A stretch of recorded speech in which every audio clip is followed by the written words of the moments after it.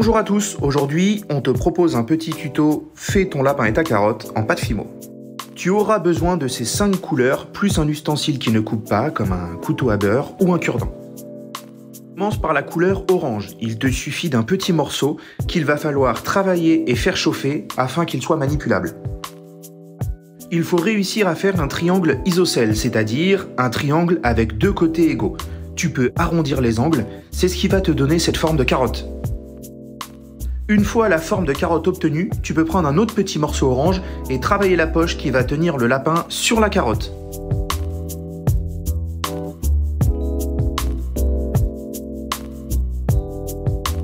À l'aide d'un outil spécial ou même d'un cure-dent, tu peux faire les petites fentes sur le côté de la carotte pour lui donner cet aspect un peu plus réaliste.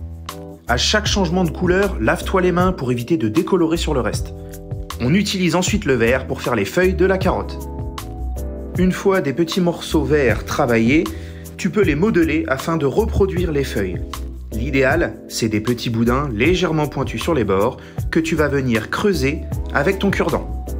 2, 3 ou 4 feuilles, tu peux rendre ta carotte unique. Lave-toi les mains pour ne pas mettre de verre et on passe au blanc, la tête de lapin. Travaille la pâte pour obtenir une petite boule blanche ainsi que 2 boudins. Ce sera la tête et les 2 oreilles.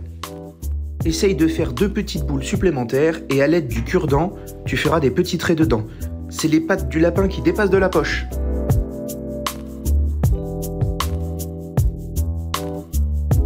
Creuse les petits boudins qui vont te servir d'oreille. Tu verras pourquoi juste après.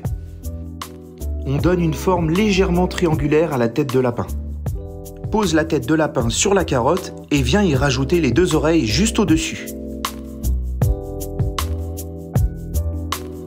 Pour que la poche soit un peu plus réaliste, on utilise le cure-dent pour faire des petits trous tout autour.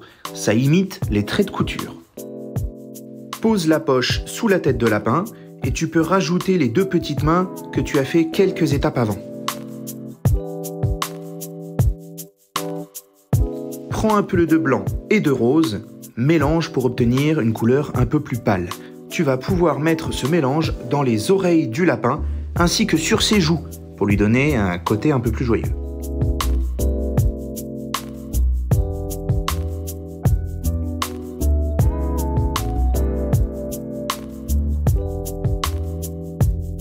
Enfin, avec un tout petit peu de noir, tu vas pouvoir fabriquer les yeux, le nez et la bouche.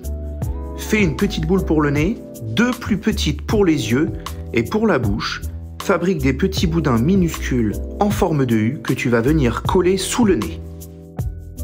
Demande à tes parents de passer le résultat au four protégé par un papier sulfurisé pendant 30 minutes à 110 degrés. Le verre d'eau permet d'éviter les mauvaises odeurs. Passe-le sous le robinet ensuite pour la refroidir et la durcir un peu. Tu peux l'essuyer pour éviter de mettre de l'eau partout. Et voici le résultat. N'oublie pas de refermer chaque paquet de pâte Fimo avec du scotch pour éviter que l'air n'assèche complètement ta pâte et qu'elle ne puisse plus être utilisée. Est-ce que tu es fier de toi ?